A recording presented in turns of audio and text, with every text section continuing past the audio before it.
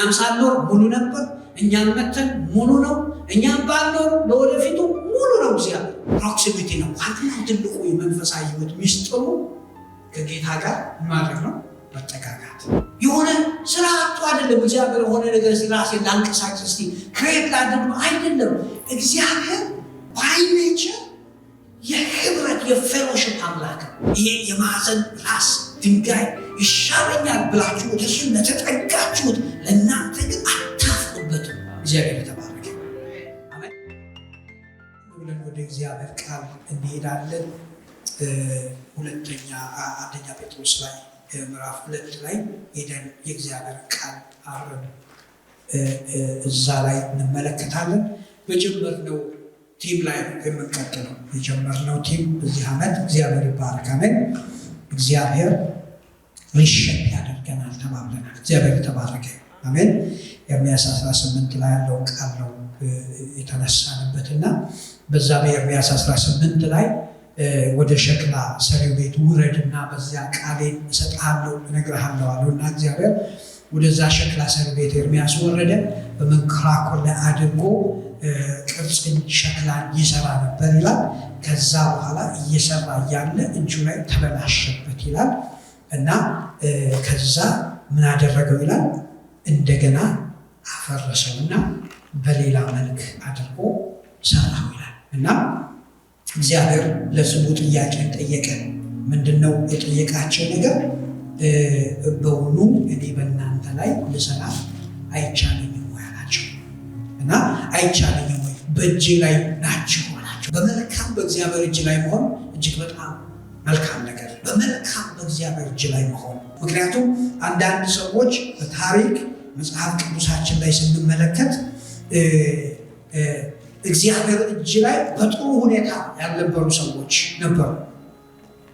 እግዚአብሔር ግን በመልካም ሊሰራ ሊያበጀን እንደፈለገ ሊያደርገን እግዚአብሔር የተባረከ እና እዛ ክፍል ላይ ስንመለከት የእግዚአብሔር ሉዓላዊ ፈቃዱ እና የሰው ቾይስ የሰው ምርጫ ኢንተራክት ያደረጉበት ቦታ ነው። የእግዚአብሔር ሉዓላዊነት እና የሰው ምርጫ እና ዲፔንደንት የሚሆነው ለውጡ ወይም ሪዛልቱ በሰዎቹ በእግዚአብሔር እጅ ላይ በሚሆኑት ሁኔታ ነው ተባብለን ተነጋገር። ስለዚህ ያንን እንመለከታለን እና እጁ ላይ ተበላሸበት ያለውን ሀሳብ ደግሞ እግዚአብሔር ስራ ተበላሽቶበት አያውቅም ብለናል እና ፐርፌክት ነው ሲሰራ። ሁሉን የሚሰራው ነገር ሁሉ በምንድን ነው? ፐርፌክት አድርጎ የሚሰራ ተበላሽቶበት አያውቅም።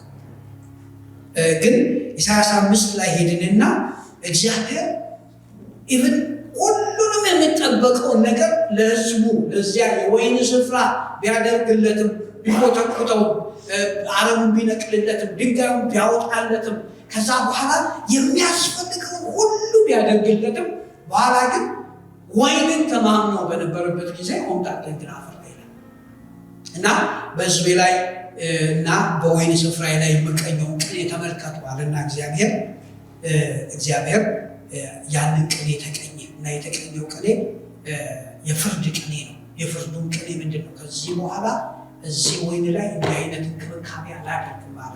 እነቅላለሁ፣ አጥሩናል፣ ድንጋዩን አወጣለሁ፣ እንትን አደርጋለሁ አለ። በቃ አልንከባከበው።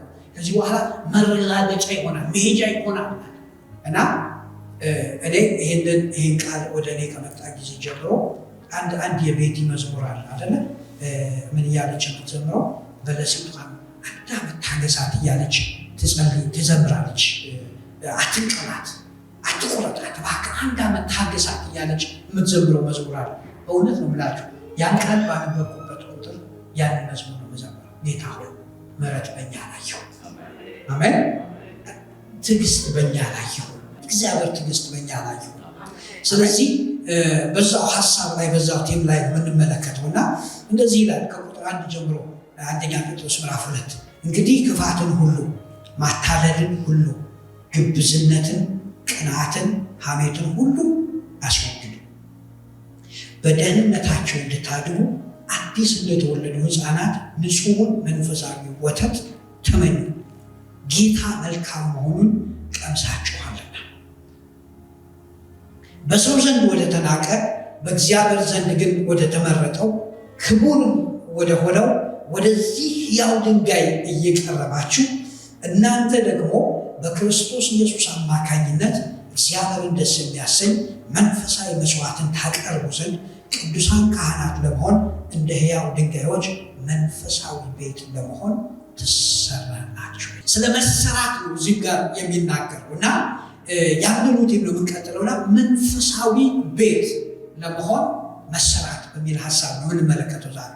መንፈሳዊ ቤት ለመሆን መሰራት በጣም የሚገርማችሁ የእግዚአብሔር ባህሪ ሁል ጊዜ ከፍጥረት ጀምሮ እስከ መጨረሻው እስከ ራእይ መጽሐፍ ድረስ ሄዳችሁ የእግዚአብሔርን ባህሪ ብትመለከቱ ሀብታንትን ይሄ መኖሪያን ስፍራ እግዚአብሔር ይፈልጋል። በሕዝቡ መካከል መኖርን እግዚአብሔር ይፈልጋል። ዘፍጥረት ላይ ሄዳችሁ ብትመለከቱ በጣም ነው የሚገርመኝ። አንዳንድ ጊዜ እግዚአብሔር በወርድ ሆኖ ነው እንዴ ፍጥረት የፈጠረው ሰውን የፈጠረው? እሱ እኮ ሙሉ አምላክ፣ እኛም ሳንኖር ሙሉ ነበር፣ እኛም መተን ሙሉ ነው፣ እኛም ባንኖር ለወደፊቱ ሙሉ ነው። እግዚአብሔር ደብሮት አይደለም እኛን የፈጠረ፣ የሆነ ስራ አጥቶ አይደለም። እግዚአብሔር የሆነ ነገር ራሴን ላንቀሳቅስ እስቲ ክሬት ላድርግ አይደለም። እግዚአብሔር ባይ ኔቸር የህብረት የፌሎሺፕ አምላክ ኮሚኒየንን ፈልጎ ነው እግዚአብሔር ተባረከ። ዮሐንስ እንደዛቀ በመልእክቱ ላይ ያለው እኛ የጠራናችሁ አለ፣ እኛ ህብረት አለን አለ። ከማን ጋር ነው ህብረታችን? ከአብ ጋር ከልጁም ከክርስቶስ ኢየሱስ ጋር ህብረት አለን አለ። ስለዚህ እናንተን የጠራናችሁ ወደዚህ ህብረት ነው አለ። ልክ እኛ እንዳለን ህብረት እናንተም ከአብ ጋር ህብረት እንድታደርጉ። ስለዚህ የእግዚአብሔር ኢንቴንሽን የእግዚአብሔር ፍለጋ ማለት ኮሚዩኒቲ። ለዛ ነው እና አዳምን ከፈጠረ በኋላ ከነሱ ጋር እየመጣ በኤደን ገነት ከነሱ ጋር ኮሚዩኒቲ ያደርግ ነበር፣ ህብረት ያደርግ ነበር። ከዛ በኋላ ደግሞ ሄዳችሁ ስትመለከቱ ዘጸአት ላይ ዘልዬ ወስዳችሁ ዘጸአት 25 ላይ እግዚአብሔር ህዝቡን ከግብፅ ካወጣ በኋላና የራሱን ህዝብ እግዚአብሔር በቃ ለራሱ የሚሆን ለክብሩ የሚሆንን ህዝብ እግዚአብሔር ካወጣ በኋላ ነፃ ካወጣቸው በኋላ ዘጸአት 25 ላይ ምን ይላቸዋል መሰላችሁ?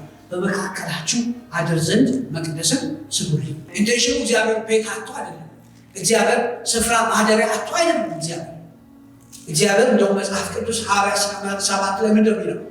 የሰው እጅ በሰራው አያድርም ይላል፣ በሰው እጅ አይገለግልም ይላል እግዚአብሔር አይደል?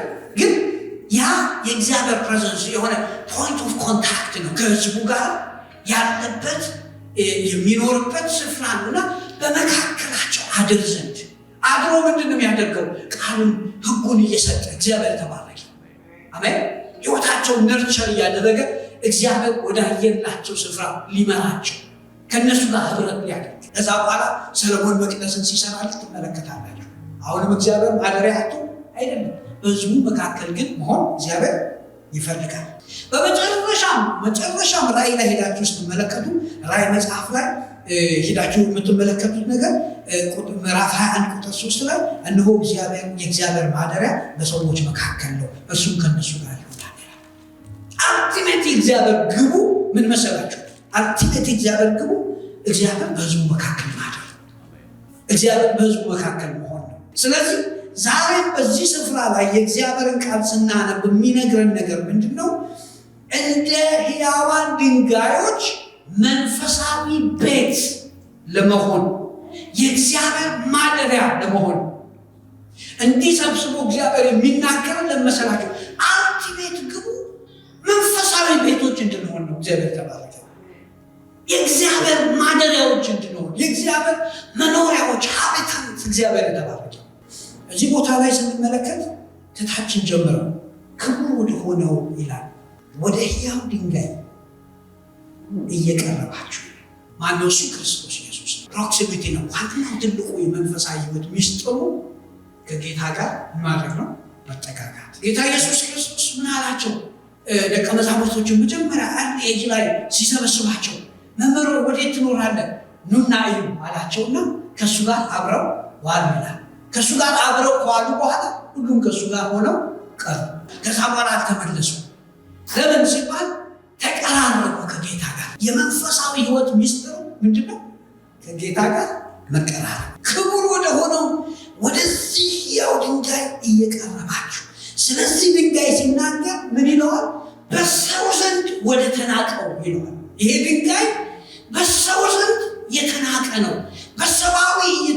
ስታዩት፣ በሰዋዊ አስተሳሰብ ብቻ ስታዩት፣ ሰው ብቻ ሆናችሁ ዝም ብላችሁ ስታዩት የሚስብ ድንጋይ አይደለም። እዚህ ግባ የሚባል ድንጋይ አይደለም። he was rejected and thrown away ተጥሏል። ሪጀክት አድርገውታል። ግንበኞች የናቁት ድንጋይ ነው ይላል። ጥበበኞች የሚባሉ ሰዎች የናቁት ድንጋይ ነው እና they don't want anything to do with it በቃ እና የተናቀ ድንጋይ ነው። ሰዎች አይን ሲታይ በቃ ሞኝነት ነው የሚመስላቸው። ዛሬ በትውልዳችን መካከል የምንመለከተው ነገር ይሄ ነው። የጌታ ነገር ብዙ ሰዎች ኤሌመንተሪ ነው፣ ሰከንደሪ ነው። የሆነ በቃ ሃይማኖት እየተጫወቱ የሚኖሩ ብቻ ነው የሚመስላቸው። ይኸውላችሁ በሰው ዘንድ ይላል ወደ ተናቀ ይላል፣ በእግዚአብሔር ዘንድ ግን ወደ ምን ወደ ተመረጠ ሰው ይቆጣል። ሰው ዲስፓይስ አድርጎታል፣ ዝም ብሎ ሪጀክት አድርጎታል። እግዚአብሔር ግን ክቡር አድርጎ ይዞታል። ማንን ነው? ስለ ኢየሱስ ክርስቶስ ነው የሚናገር። እሱ የእግዚአብሔር ኃይልና የእግዚአብሔር ጥበብ ነው ይለዋል። አንደኛ ቆሮንቶስ ምዕራፍ 1 ቁጥር 24 ላይ በጣም ደስ ይለኛል። ምዕራፍ 1 እና ምዕራፍ 2 አንደኛ ቆሮንቶስን ሄዳችሁ ስታነቡ ስለ ጥበብ ነው የሚናገር፣ ስለ ጥበብ ነው የሚናገረው እና እኛ የምንናገረው ጥበብ አለ። ይህ የሰው ጥበብ አይደለም፣ ዝም ብሎ በፍልስፍና በአእምሮ እውቀት የሚመጣው ጥበብ አይደለም አለ። ሰማያዊ የሆነውን ጥበብ ነው አለ። የእግዚአብሔር ኃይል የሆነውን የእግዚአብሔር ጥበብ የሆነውን በውስጡ ደህንነት የሞላበትን በውስጡ እግዚአብሔር ባር ክብር ያለበት የእግዚአብሔር ሕይወት ያለበትን ይህን ጥበብ ነው የምንናገረው። ግሪኮች የሚሹት ዝም ብሎ አይነት የፍልስፍና አይነት ጥበብ አይደለም፣ ኢየሱስን ነው የምንናገረዋል። እግዚአብሔር ተባረከ። አሜን።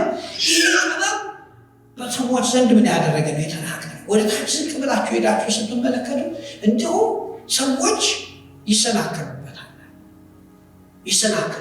የሚሰናከሉበት ግን አለ ስለማያምኑበት ነው። እዚሁ ምዕራፍ 2 ላይ ዝቅ ብላችሁ ሄዳችሁ በማያምኑ ሰዎች ምንድን ነው አለ? መሰናከያ ድንጋይ ወደ ተመረጠና ክቡር የማዕዘን ድንጋይ በጽዮን አኖራለሁ፣ በእርሱ የሚያምን ከቶ አያፍርም ይላል። እንግዲህ ለእናንተ ለምታምኑ ይህ ድንጋይ ክቡር ነው፣ ለማያምኑት ግን ግንበኞች የናቁት ድንጋይ የማዕዘን ራስ ሆነ። ደግሞም ሰዎችን የሚያሰናክል የሚጥላቸው አለት ሆነ። የሚሰናከሉት ቃሉን ባለመታዘዛቸው በዛ ምክንያት ነው፣ የተመደቡትም ለዛ ነው። ይህ አክብራችሁ ለያዛችሁት ለእናንተ ለምታምኑት ግን ይሄ የማዕዘን ራስ ድንጋይ ይሻለኛል ብላችሁ ወደሱ ለተጠጋችሁት ለእናንተ ግን አታፍሩበትም። ሐውዚ ለእናንተ ሐውዚ ለኛ ይሄ አለት ለኛ እንዴት ነው? እግዚአብሔር ተባረከ። አሜን። ትዝ ይላችኋል ድርጭት በወረደ ጊዜ እስራኤላውያን መና ነውና ምን እንደሆነ ስለማያውቁት ይህ ምንድን ነው ሲሉ መና አሉት ይላል። ይህ ምንድን ነው ሲሉ የመና ትርጉም ምን መሰላችሁ? ይህ ምንድን ነው ማለት ዋዲስስ ምን ማለት ነው? እና በእስራኤል ጎራና በእስራኤል ድንኳን ውስጥ ሁለት አይነት ሰዎች ነበሩ። አንደኞቹ ጎራዎች እግዚአብሔር የሰጣቸውን ፕሮቪዥን ዋው ዋት ኢዝ ዲስ ምንድን ነው እያሉ ኤክሳይትድ ሆነው ያንን የእግዚአብሔርን ምግብ ምንም ያደርጉ የሚበሉ ሰዎች ነበሩ። ሁለተኛዎቹ ጎራዎች ደግሞ ይህ ምንድን ነው ሁልጊዜ ይሄንን አሁንም ይሄንን እያጉረመረሙ የሚሄዱ ሰዎች ነበሩ። እግዚአብሔር ቤት ውስጥ ኤክሳይትድ ሆነው ክርስቶስን እየተካፈሉ የሚኖሩ ሰዎች አሉ። ያ ደግሞ በእግዚአብሔር ፊት የተከበረ ነገር እንደሆነ በቃ ሳይገባቸው ቀርተው እንደተናቀ ነገር ይዘውት ትክክለኛ ወደዚህ ቀርባችኋል እና በክርስቶስ ኢየሱስ አማካኝነት እግዚአብሔርን ደስ የሚያሰኝ መስዋዕት ታቀርቡ ዘንድ ይላል። ወደዚህ በእግዚአብሔር ወደ ተከበረው እና ሆናንዶ ወደሆነ ወደዚህ ድንጋይ የቀረባችሁ ምን ታደርጉ ዘንድ እግዚአብሔርን ደስ የሚያሰኝ መንፈሳዊ መስዋዕት ታቀርቡ ዘንድ። ዊክሴጎ ስንመለከት ምንድን ያለው እግዚአብሔር እንደ አንጣሪ እንደ አጣቢ ምን አደርጋል? ይቀመጣል። እንደ አንጣሪ ይቀመጣል። የሌዊ ልጆች ምን ያደርጋቸዋል? ያፈራቸዋል። ከዛ በኋላ ለእግዚአብሔር እንደገና በጽድቅ ቁርባንን የሚያቀርቡ ይሆናል። ስለዚህ እዚህም ጋር የሚናገረው ነገር ምንድነው? እግዚአብሔርን ደስ የሚያሰኝ መንፈሳዊ መስዋዕት። አሁን ጨምቀን የክርስትናን ህይወት ምንድነው አክቲቬት ገቡ ብትሉ እግዚአብሔርን ደስ የሚያሰኝ ምን መስዋዕትን ማቅረብ። ይህ መስዋዕት ምንድነው? everything that comes out from us። ይህ መስዋዕት ምንድነው ብትሉ everything ከህይወታችን ኢንታይሪቲ ውስጥ የሚወጣ እግዚአብሔርን ደስ የሚያሰኝ ነገር ሲጀምር ሮሜ 12 ላይ እንደሚነገር እንደ ሕያው እንደ ቅዱስ እግዚአብሔርን ደስ እንደሚያሰኝ መስዋዕት አድርጋችሁ ሰውነታችሁን ታቀርቡ ዘንድ። ሰውነታችሁ ማለት ቦዲያችን፣ ስፒሪታችን፣ ሶላችን፣ ነፍሳችን፣ መንፈሳችን፣ ስጋ የኛ ኢንታይሪቲ ማለት ነው። የኛ ኢንታይሪቲ እግዚአብሔርን ደስ የሚያሰኝ ሆነው ምን እንዲያደርግ ማለት ነው? እንዲቀርብ። አሁን ወደ ኋላ እንውሰዳችሁ። እዚሁ ምዕራፍ 1 ላይ ምዕራፍ 2 ላይ ቁጥር 1 ጀምሮ እንግዲህ ክፋት ማለት ሆስቲሊቲን ሀርት ማለት ነው። ይሄ በልብ ውስጥ ያለ ክፉ የሆነ ሀሳብ፣ ክፉ የሆነ ነገር ማታለልን አስወግዳችሁ። ማታለል የሚባል ነገር ደግሞ ዲቫይድድ የሆነ ሞቲቭ ነው አይደል? ውስጥ ያለ ዲቫይድድ የሆነ ሞቲቭ፣ የተደበላለቀ ሞቲቭ ማለት ነው። ከዛ ደግሞ ግብዝነትን ይላል። ግብዝነት ማለት ሂፖክራሲ ይለዋል። ፕሪቴንዲንግ ኢንስቴድ ኦፍ ቢንግ፣ አንድ ነገር ከመሆን ይልቅ ምን ማለት ፕሪቴንድ ማድረግ ማለት ነው። ቅንዓትን ይላል። ይህ ደግሞ በሌሎች ቅንዓቱ ጊዜ towards others፣ በሌሎች መልካም ነገር ሲሆንላቸው፣ በጎ ነገር ሲሆንላቸው በዛ ነገር አለመደሰት መቅናት ማለት ነው። ቅንዓት ማለት ነው። ሐሜት ደግሞ ይላል። ይህ ደግሞ ክፉ የሆነ ቃል ማለት ነው። ስላንደር የሆነ ሰዎች ላይ የምንናገራቸው ክፉ ቃላቶች እንደማለት። እነዚህ ሁሉ ነገሮች ምን አድርጋችሁ ይላል? አስወግዳችሁ ይላል። እና ጥቅልል አድርጌ በአንድ ቃል ባስቀምጣቸው እነዚህ ካራክተር ይባላል አይደል? መጽሐፍ ቅዱስ ላይ ስለ ካራክተር የሚናገራቸው በጣም ብዙ ነገሮች አሉ። እነዚህ በጣም ትንሿ ሊስት ነች።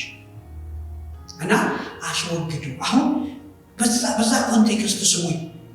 ቤት ለመሆን ከመሰራት አለባቸው። እግዚአብሔር ተባረከ። አሜን። እና just imagine እዚህ ምድር ላይ እንኳን መሬት ተመርተን ቤት የሰራን ሰዎች የለንም። የተሰራውን የገዛ ነው አይደል? ወይ ደግሞ ሲሰራ አንድ ዲቨሎፐር ቤት ለመስራት ሲጀምር ሰፈራችን አካባቢ አንዳንድ ሰፋ ቦታዎች ቤት ሊሰራባቸው እንደሆነ ምልክቶቹ ምንድን ናቸው ብላችሁ ብታዩ የሚያርሱ እንትኖች ትራክተሮች ይመጡና ቦታውን ያደርጉታል፣ ፍላትን ያደርጉታል አይደል? ያርሱታል፣ አካባቢውን ያጸዳዱታል። ዝም ብሎ እንደዚህ በአባጣ ጎርባጣ በሆነ ነገር ላይ መጥተው መሰረታቸውን እናያደርጉ አይቆፍሩም፣ አይጥሉም።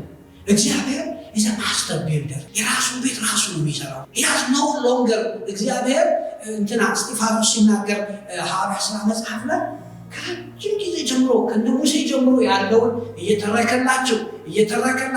እየተረከላቸው መጣና የሰለሞንን ቤተ መቅደስ አጣጣለባቸው። ሙሴ የሰራውን ድንኳን አጣጣለባቸው። ሁሉም ነገር አጣጣለና ዲዩቲን ካላቸው አሁን እዚህ እንኳን መጣችሁ ሲናጎግ ምናምን እያላችሁ የምትሉበት ውስጥ አሳምራችሁ የሰራችሁት እዚህ መቅደስ ውስጥ እግዚአብሔር የሚኖር ይመስላችኋል አላቸው።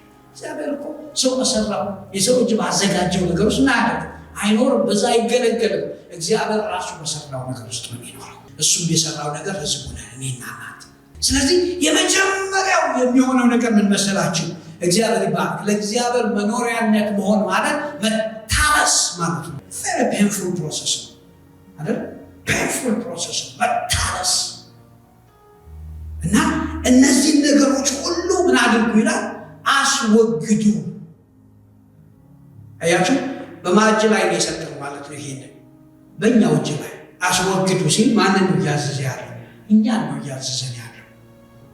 ኤፌሶን ምዕራፍ 4 ቁጥር 22 ላይ አውልቃችሁ ጣሉ፣ አሮጌውን ነገር አውልቃችሁ ምን አድርጉ ይላል? ጣሉ። አዲሱን ሰው ምን አድርጉት ይላል? ልበሱት። ይሄ ካራክተር ፎርሜሽን ይባላል። ካራክተር ፎርሜሽን በመንፈስ ቅዱስ የተመራ ፕሮሰስ ነው። ይሄ የሥጋን ሥራ በመንፈስ ምን ብታደርጉ ነው የሚለው? ብትገሉ እናንተ እግዚአብሔር ልጆች ናችሁ ይላል። የሥጋን ሥራ በምን ብትገሉ? በመንፈስ። ስለዚህ በመንፈስ ቅዱስ ኃይል፣ በመንፈስ ቅዱስ ምሪት እዛው ሮሜ 8 ላይ ነው ይሄ ቃል አሁን ያልኩት እና ምንድነው የሚለው ነው? በእግዚአብሔር መንፈስ የሚመሩ እነሱ የእግዚአብሔር ልጆች ናቸው ይላል። ብዙ ጊዜ ኮንቴክስቹዋል አንረዳው ይሄን ቃል። በእግዚአብሔር መንፈስ የሚመሩ እነዚህ የእግዚአብሔር ልጆች ናቸው ማለት እግዚአብሔር ጦር ሜዳ ላይ ወስዳቸውና በመንፈሱ መርቷቸው እግዚአብሔር ይባርክ አሜን። በመንፈሱ ኢምፓወር እያደረጋቸው፣ በመንፈሱ ኢንሳይት እየሰጣቸው፣ በመንፈሱ አይኖቻቸውን ከፍተው በውስጣቸው ያለውን የሥጋ ሥራዎች እያሳያቸው አሁን ግደለው ይላቸዋል እና በመንፈስ እየተመሩ ምን ያደርጋሉ? ያን የሥጋ ሥራ ይገድሉታል። የሆነ በምኞት አይደለም፣ የሆነ በሥጋዊ አምቢሽን አይደለም፣ የሆነ በኒው ይር ሪዞሉሽን ሲስተም አይደለም፣ ከዛሬ ጀምሮ አላጨስም፣ ከዛሬ ጀምሮ ቡና አልጠጣም በሚል ስሜት አይደለም። በመንፈስ ስፒሪት ላይድድ ነው፣ ስፒሪት ጋይድድ ነው። እግዚአብሔር ይባላል። መንፈስ ቅዱስ ነው ወደዛ ፕሮሰስ ሰውየውን የሚወስደው። እንደዚህ አይነት ሰዎች እንደኛ እንደኔና እንደናንተ ያሉ ሰዎች ምንድነው መሆን የሚጠበቅብን? መንፈስ ቅዱስ ጋይድ እንዲያደርግን፣ አይኖቻችን እንዲከፍትልን። የቱ ጋ ነው በሕይወቴ ውስጥ ያለ አንተ የማትወደው ለአንተ ባህሪ ለአንተ መኖሪያነት እንዳሆን በውስጤ በቃ የሚከታተል የትኛው ነው ብሎ እግዚአብሔር ይጠራል። ለመንፈስ ቅዱስ ራስን አሳልፎ በመስጠት የሚሆን ፕሮሰስ ነው ካራክተር ፎርሜሽን። እዚህ ላቸው ጌታ ኢየሱስ ክርስቶስ በማቴዎስ ወንጌል ምዕራፍ 11 ቁጥር 29 ላይ እንደዚህ አላቸው፣ ከኔ ተማሩ አላቸው። learn from me። ከዛ learn from me ያለና እሁድ ሰንበት ስለሆነ ምናምን ብሎ የአይሁድን ሰዓት አይደለም ያስተማራቸው አይደል? ወይ ሌሎች ነገሮችን አይደለም ያስተማራቸው። ከኔ ተማሩ ካለ በኋላ ጌታ ኢየሱስ ክርስቶስ የጠራው ነገር ካራክተር ያነሳ። እኔ ያለ በልቤ ምንድነኝ አለ? ትሁት ነኝ። በልቤ ምንድነኝ አለ? የዋህ ነኝ አለ። እግዚአብሔር ተባረከ። ከኔ ተማሩ። ከዛስ በዚያ ምንን ታገኛላችሁ? ረፍትን ታገኛላችሁ። ለምን? የምን አይነት ረፍት? የሥጋ ረፍት አይደለም። ለነፍሳችሁ ረፍትን ታገኛላችሁ። true peace comes out ከክርስቶስ ኢየሱስ በምንማርበትና ካራክተር ፎርሜሽን ክራይስት ኢየሱስን ኢሚቴት ለማድረግ በምንነሳበት ጊዜ ነፍሳችን እያረፈች ትሄዳለች። እግዚአብሔር ተባረከ። ለዚህ እዛ ቦታ ላይ የአይሁድን ስርዓት እንዲማሩ አይደለም ኢንቫይት እያደረጋቸዋለሁ ወደ ልቡ ነው። ልቤን ተመልከቱ፣ ካራክተሬን ተመልከቱ፣ ዌይ ኦፍ ላይፍን አኗኗሬን ሕይወቴን ተመልከቱ። ጴጥሮስ ሲነግረን ምን አለ? በእርሱ ልታምኑ ብቻ እዚህ አልተጠራችሁ አለ። ከዛስ እሱ እንድንከተለው ምን ትቶልናል? ፍለጋ ትቶልናል። ስለዚህ ትልቁ ነገር ከክርስቶስ ኢየሱስ መማር ማለት ክርስቶስ ኢየሱስን ፍለጋውን መከተል ማለት ነው። ስለዚህ የመጀመሪያው ሐሳብ ለእግዚአብሔር መኖሪያ ሆኖ ለመሰራት የመሰራቱ ፕሮሰስ ምንድን ነው? ማውለቅ ነው፣ መገረዝ ነው። አስፔንፉል ነው ሁላችን፣ ለኔ ለእናንተ ኤቭሪቲንግ አይደል? ስለዚህ ራስን በእግዚአብሔር እጅ ልክ እንደዛ እንደ ፕሌቶ ሲነግራችሁ ትዝ ይላችኋል። የሕፃናት የሚጫወቱበት ፕሌቶ ዝም ብሎ በንፋስ ላይ ከጣላችሁት ደርቆ እንደ ልባችሁ ፍሌክስብል አይሆንላችሁ። ግን ፍሬሽ ባለ ጊዜ የፈለጋችሁ አድርጋችሁ ትሰሩበታላችሁ። እና በእግዚአብሔር እጅ ራስን እንደዛ አድርጎ ማቅረብ ካራክተር። ይሄ ካራክተር የሚባለው ነገር በቃ ለእግዚአብሔር ለመሆን ወይም ላለመሆን በእኛና በእግዚአብሔር መካከል የሚቆም ትልቅ ግድግዳ። ስለዚህ እግዚአብሔር በዚህ ዓመት ምንድን ነው የሚለን? ኦነርሺፕ። እግዚአብሔር የተባረከ አሜን። ዱ አይ ሃቭ አን ኦቶሪቲ በእናንተ ህይወት ላይ ለማድረግ፣ እናንተን ለመቀየር፣ እናንተን ለመስራት፣ የሚቆረጠውን ነገር ለመቁረጥ። በሁለተኛ ደረጃ እዚህ ቦታ ላይ የሚያነሳው እንደዚህ ይላል፣ በድነታችሁ እንድታድጉ አዲስ እንደተወለዱ ሕፃናት ንጹሑን መንፈሳዊ ወተት ተመኙ። መንፈሳዊ ረሃብ፣ መንፈሳዊ እድገት ነው የሚናገረው እዚህ ቦታ ላይ። ስፒሪቹዋል ግሮዝ። ይሄ ደግሞ ማቹሪቲ ነው። ክርስቶስን መምሰል ማለት ወደ ማቹሪቲ ማደግ ማለት ነው። እና ይሄ የሚመጣው ይሄ መንፈሳዊ እድገት የሚመጣው የሚለው በምንድን ነው? እግዚአብሔር ይባረክ። አሜን። በመንፈሳዊ ረሃብ እና አሁን ገና እንደተወለዱ ሕፃናት ምኑን ተመኙ? የቃሉ ወተት ተመኙ። ቤቢስ ግሮ ኖት ቢኮዝ በቃ የሆነ እንትን ስላሳያችኋቸው አይደለም። የሆነ ሌሎች ነገሮች ሕፃናት ማደግ የሚጀምሩት ምን ስለሆኑ? ኖሪሽመንት ሲቀበሉ በቃ የሚያስፈልጋቸው ምግብ በጊዜው ስንሰጣቸው አይደል? ስናበላቸው፣ ስናጠጣቸው፣ ስንንከባከባቸው ነው ልጆች እያደጉ የሚሄዱት። በመብላት ውስጥ ነው። መንፈሳዊ እድገት በህይወት ውስጥ በሰዎች ህይወት ውስጥ መምጣት የሚችለው በምን ውስጥ ነው? በቃ መንፈሳዊ ረሃብ፣ የእግዚአብሔርን ነገር በመመኘት። ስለዚህ የቃል ወተት ሲል የእግዚአብሔር ቃል ነው። የቃል ወተት ሲል ሳውንድ የሆነ ዶክትሪንና ቲቺንግ ነው። ባፕቲስት ላይ ታውቃላችኋል። ሳውንድ የሆነ ዶክትሪን አለ፣ የሰው ትምህርት ደግሞ አለ። ይሄ ማለት እግዚአብሔር አንድ ጊዜ ኢሳያስ የሰውን ትምህርት እየተቀበለ በልቡ ምን ያደርጋል? ሁልጊዜ ይስታል። እና ሂውመን ቲቺንግ አለ፣ የትም ማያደርስ እግዚአብሔርን በቃ ወደ እግዚአብሔር ወደ መምሰል ምን ማለት የማያስጠጋ ስርዓት ብቻ ይሆን ገብቷቸዋል። የምንማረውና ከእግዚአብሔር የምንቀበለው ነገር ከእግዚአብሔር መሆኑን የምናውቀው አንዱ መንገዱ ምን መሰላቸው? ወደ እግዚአብሔር ባህሪና ወደ እግዚአብሔር ማንነት ያስጠጋል። ስለዚህ ሳውንድ ቲቺንግ ነው እና በውስጣችን የክርስቶስ ኢየሱስ ህይወትና የክርስቶስ ኢየሱስ ማንነት ፎርም ይሆናል። መንፈሳዊ እድገት በፎርስ አይመጣም፣ በመመገብ ነው ግን የሚመጣው።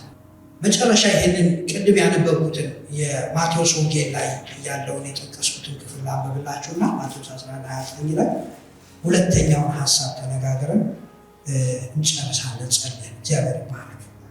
እናንተ ሸክም የከበዳችሁ ቁጥር 28 የደከማችሁ ሁሉ ወደ እኔ ኑ፣ እኔም ዕረፍት እሰጣችኋለሁ። ቀንበሬን ተሸከሙ፣ ከእኔም ተማሩ፣ እኔ በልቤ የዋህ ትሑት ነኝና በነፍሳችሁም ዕረፍት ታገኛላችሁ።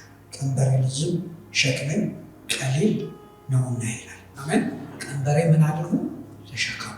ቀንበሬ ተሸከሙ። ቀንበር አንድ በሬ ብቻውን የሚሸከመው ነገር ነው እንዴ?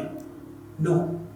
ቀንበር የሚባለው ነገር ሁለት በሬዎች ነው አብረው ተጠምደው ምን የሚያደርጉበት የሚያርሱበት አይደል? እና አንዳንድ ጊዜ ምን ይሆናል?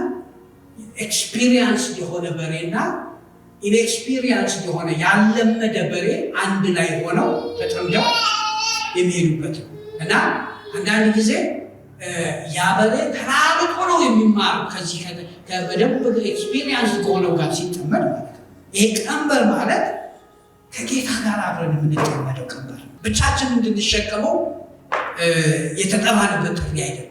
ከእግዚአብሔር ጋር አብረን ምንም እናደርግልናል። ጳውሎስ አንድ ጊዜ የምንሰራለን አለ። በገበሬ ቋንቋ ነው ያወራው እዛ ቦታ ላይ አብረን የተጠመድነን we are yoked together with God። ይሄ ቀንበር ከጌታ ጋር የምንጠመደው ኑና አለ። ቀንበሬን ያለው ሌላ ቀንበር አይደለም፣ የእናንተ ቀንበር አይደለም፣ የኔን ቀንበር አብራችሁኝ ምን አድርጉ? ተሸከሙ እና ከኔ ጋር ጆይን አድርጉ ያለ እና በቃ የሆነ አንዳንድ ጊዜ ፍሪደም የለመደ ላይፍ በእንደዚህ አይነት ቀንበር ውስጥ መግባት፣ በእንደዚህ አይነት ዲሲፕሊን ውስጥ መግባት አይደል? ዲሳይፕልሺፕ ማለት ዲሲፕሊን ማለት ዲሳይፕል ማለት ዲሲፕሊን የተማረ የክርስቶስ ኢየሱስን ዲሲፕሊን የተማረ ማለት ነው። እግዚአብሔር ይባላል። የክርስትና ህይወት ዲሳይፕልሺፕ ነው። ጥሪው እሱ ነው አይደል? አሕዛብን ሁሉ በአብ በወልድ በመንፈስ ቅዱስ ምን ያደርጋቸው? እያጠመቃቸዋቸው፣ ያዘዝኳቸው፣ እያስተማራቸዋቸው ምን አድርጓቸው? ዲሳይፕል አድርጉልኝ። እግዚአብሔር ይባላል። የኔ ደቀ መዝሙር አድርጉልኝ እና በእኔ ዲሲፕሊን ውስጥ የሚሄዱ ሰዎች አድርጓቸው። ዩሲ አሁን ዲስ ዲሳይፕልሺፕ በጣም አስቸጋሪ የሚሆነው የሚመስላቸው we learn a lot of freedom አይደል? ወይከን እንደፈለግን መናገር፣ እንደፈለግን መኖር፣ እንደፈለግን እንደታየን በራሳችን ኦፒኒየን መሄድ ነው። ክርስትና ህይወት ማለት ወደዚህ ዲሳይፕልሺፕ ውስጥ መምጣት ማለት ነው። አንዳንድ ጊዜ በማይመቹ እኛ በማንፈልጋቸው ነገር ውስጥ ለጌታ ብለን በቃ ዮክድ ሆነን መኖር ማለት ነው ዲሳይፕልሺፕ ማለት ነው። ስለዚህ ከጌታ ጋር በምንጠመድበት ጊዜ የሚሆነው ነገር እሱ ወደሚፈልገው ይመራናል። ለእግዚአብሔር መንፈሳዊ ቤቶች እንሆንለት። እግዚአብሔር የተባረከ ለእግዚአብሔር ማደሪያዎች በቃ ተመችቶት እግዚአብሔር ደስ ብሎት ማይ ሃውስ መኖሪያዬ ቤቴ እግዚአብሔር የተባረከ አሜን። ጌታ ይባረክ። ይሄ በምን ውስጥ ነው የሚመጣው? ሁለት መንገዶችን አነሳ። አንደኛ መታረስ ካራክተር ፎርሜሽን it doesn't mean perfection ማለት አይደለም። perfection ማለት አይደለም። በቃ ከጥቁር ወደ ነጭ መቀየር አይደለም። ፎርሜሽን ማለት ፕሮሰስ አለው መለወጥ ማለት ነው። ባለንበት ስፍራ አንቆምም፣ ወደ ኋላ የምንመለስ አንሆንም፣ ግን we are in progress። እግዚአብሔር የተባረከ ነው። እዛ ነው የሚለው መጽሐፍ ቅዱስ ሁላችን ይላል በመጋረጃ በማይከደን ፊት የጌታን ክብር እንደ መስተዋት ምን ያደረገ ያብለጨለጨ መንፈስ ከሚሆን ጌታ እንደሚደረግ ያንን መልክ እንመስል ዘንድ ከክብር ወደ ሌላ ክብር እግዚአብሔር ይባላል። ከክብር ወደ ሌላ ክብር ኤቭሪዴ እግዚአብሔር ተባረከ። ከአንድ ክብር ወደ ሌላ ክብር ምን እናደርጋለን? እንለወጣለን። የአንድ ቀን ፕሮሰስ አይደለም። የዛሬ አሁን ፕሮሰስ ብቻ አይደለም። ግን are we on the right track? በትክክለኛው መንገድ ላይ ነን ወይ?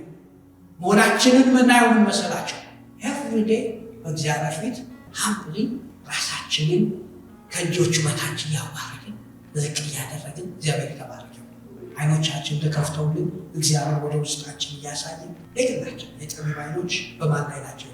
በራሱ ላይ ናቸው። እግዚአብሔር የተባረከ አንድ ጊዜ ዛሬ 5 ዓመት 6 ዓመት ይመስለኛል እግዚአብሔር አንድ ላይ ያሳየኝ ራእይ ኮንፈረንስ በዛ አድርገናል እና ያሳየኝ ራእይ ምንድን ነው?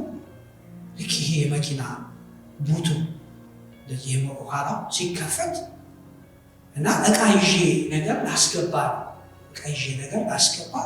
ቡቱን እንደዚህ ሲከፍተው ሞልቷል። there's no space። የሞላው ነገር ደግሞ ጋርቤጅ ነው። በጣም ጃንክ የሆነ ነገር ነው የሞላው እና እግዚአብሔር እንዲህ አለ I have no space ለመግባት ለማድረግ ምንም ነገር የኔን ነገር ለማፍሰስ ስፔስ የለኝም እና ለራሴ በእግዚአብሔር ፊት ንስሐ ገባሁ። ለራሴ እዛ ደግሞ ራሴን ከሰራው በኋላ ደግሞ የእግዚአብሔርን ሕዝብ ይዤ ገባሁበት። እግዚአብሔር ተባረከ። አሁን እግዚአብሔር የኔን ስፔስ ያንን ቻንጭ የሆነ ነገር ክሊር አውት ልናደርግለት ያስፈልጋል። እግዚአብሔር የማይወደው የትኛውን ነገር፣ እግዚአብሔር የማይፈልገው የትኛውን ነገር፣ አሮጌ የሆነ ነገር እግዚአብሔር ሪፍሬሽ አድርገው። እግዚአብሔር ተባረከ። አሜን።